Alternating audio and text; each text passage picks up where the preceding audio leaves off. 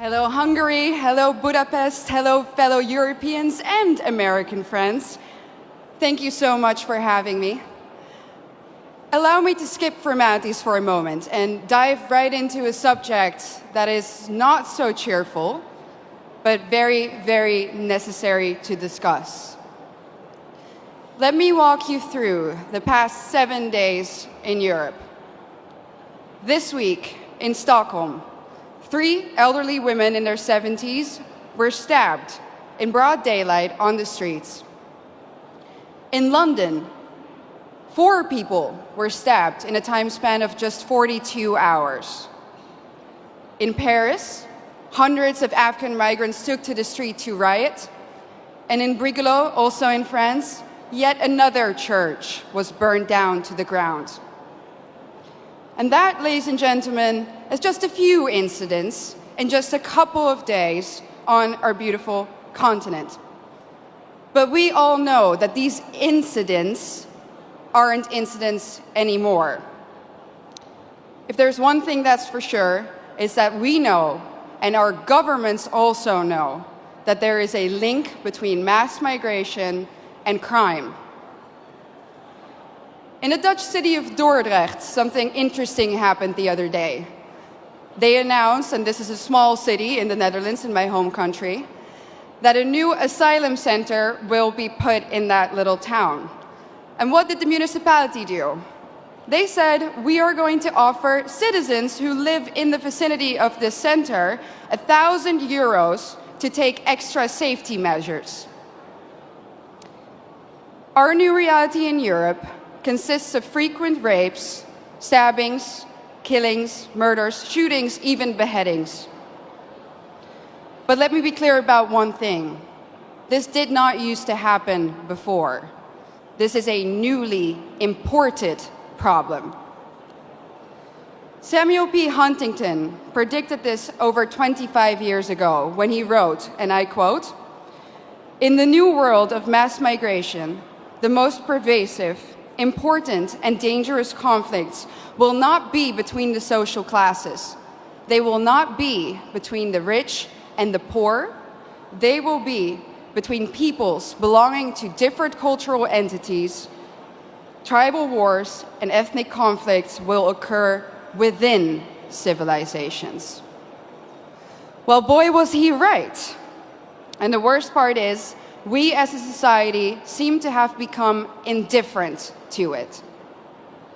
When another white boy or a white girl dies at the hand of an immigrant, we might shake our head, we might let out a sigh, we might even get angry for a minute or two, and then we go on with our lives. We offer the family thoughts and prayers, but nothing ever changes. Ladies and gentlemen, what does that say about us? This is a response of a society that has already given up, a society that has already accepted its defeat. But is this true? Have we given up? Do we really accept the new reality that our globalist leaders have in mind for us? I know one thing for sure.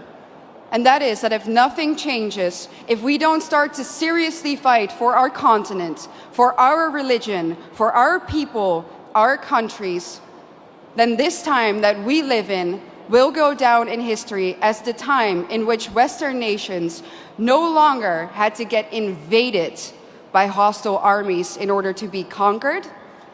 This time will then go down in history as the period in which the invader was actively invited in by a corrupt elite. And not only did this corrupt elite invite the enemy in, they made the native population pay for it too. Everyone who has eyes can see it. The native, white, Christian European population is being replaced at an ever-accelerating rate. Let me back this up for you with some statistics from my home country. Let's take Amsterdam, the capital. Amsterdam currently consists of 56% migrants. The Hague, 58% migrants. Rotterdam, almost 60% migrants. And of course, most of these immigrants come from non-Christian, non-Western, African and Middle Eastern countries. Conclusion: the Dutch population is already outnumbered in the majority of our cities. But let's look onwards. London, 54% migrants. Again, conclusion, native population outnumbered. Brussels, color me shocked, 70% migrants. Conclusion, native population majorly outnumbered. And other Europeans will, of course, follow suit soon if they haven't already. So I'm going to draw the forbidden conclusion here. The Great Replacement theory is no longer a theory. It's reality. And what's interesting about replacement is that the establishment will either deny its existence, or when they admit to it, they say that it's a good thing that the native European population is soon no longer a majority on its own continent. Dutch national disgrace and dubbed climate pope Frans Timmermans already stated in 2015 that diversity is humanity's destiny and that Europe will be diverse. And of course, by now, I think we all know what they mean with the word diversity. It means less white people, less of you. Imagine this in an Asian or an African country. Imagine their leaders rejoicing in the fact that their people will soon no longer be a majority in their own country.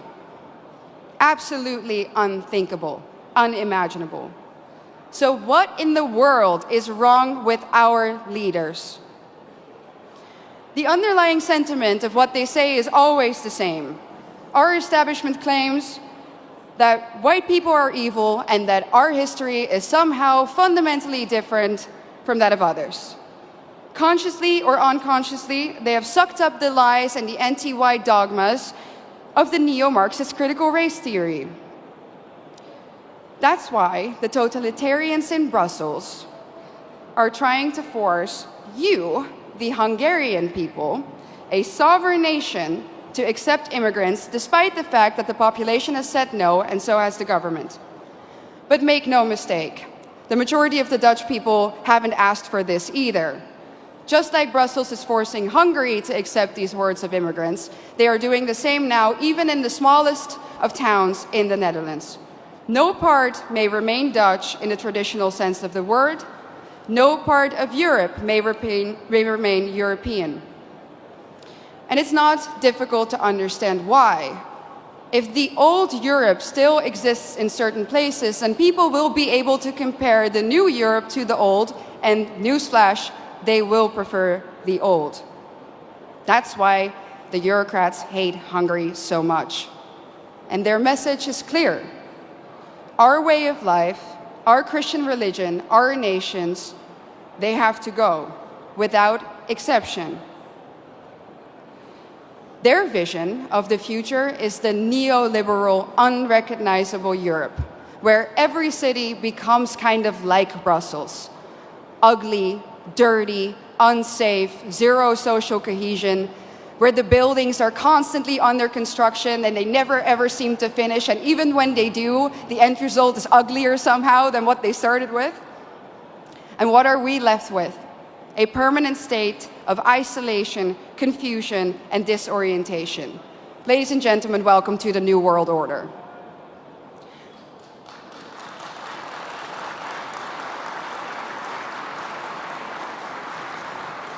So what's the antidote? A strong Christian Europe of sovereign nation states. That's why we need to outright reject the lie that nationalism causes war. It's not nationalism or national sovereignty that causes war. It's expansionism. And where in Europe do we find that nowadays? In one place and one place only: Brussels.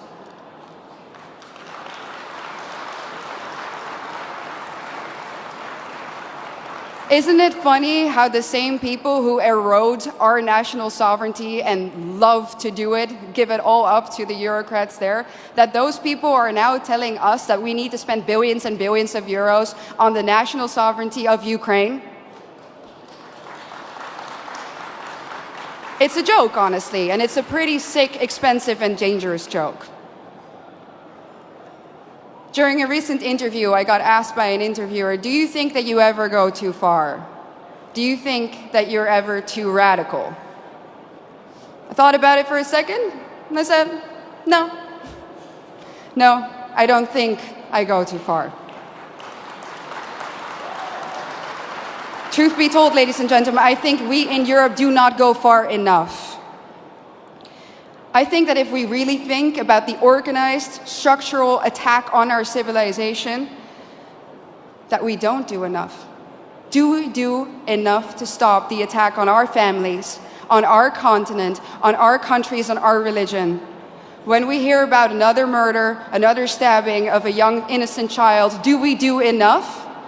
When we know that our national sovereignty has been given up in less than a century to Brussels, do we do enough?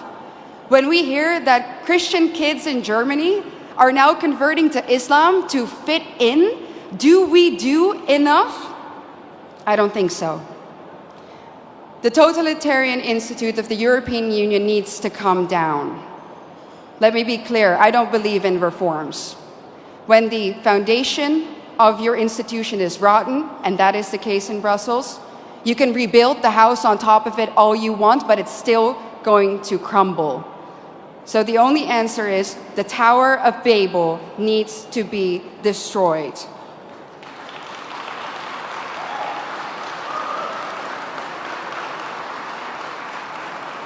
Ladies and gentlemen, we are the daughters and sons of the greatest nations on earth.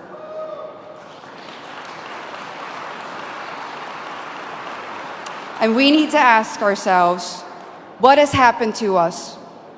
Where do we come from? And more importantly, where are we going? Our elites have declared a war on us, and now it is time for us to put on the full armor of God, fight back, and win. Thank you so much.